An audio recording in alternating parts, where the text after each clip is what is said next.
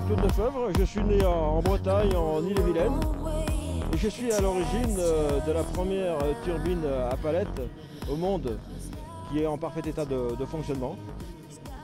Et ce moteur est basé sur le principe des pompes et des compresseurs à palette que l'on arrive à faire fonctionner en moteur thermique.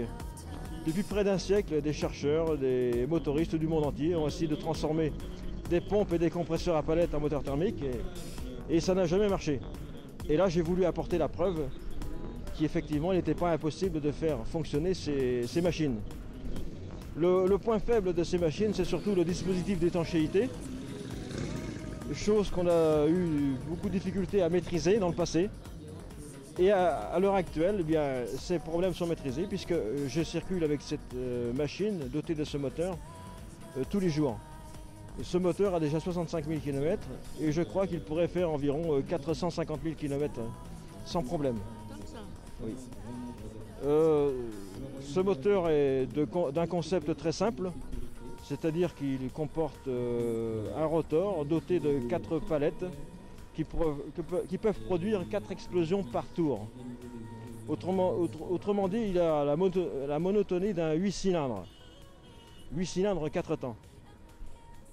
Cependant, il ne possède qu'une seule bougie. La deuxième bougie, par exemple, est une bougie prévue uniquement pour les essais. Vous avez des questions à poser à monsieur? Non, il a très bien expliqué la conception du moteur, notamment le problème d'étanchéité des segments, qui a toujours été le problème des moteurs rotatifs. Et j'aurais aimé savoir comment il arrive à pouvoir obtenir l'étanchéité durable sur la segmentation. Alors, l'étanchéité, comme je viens de l'expliquer, elle est très fiable. Donc, depuis 65 000 km, cette étanchéité est restée constante, elle ne bouge pas.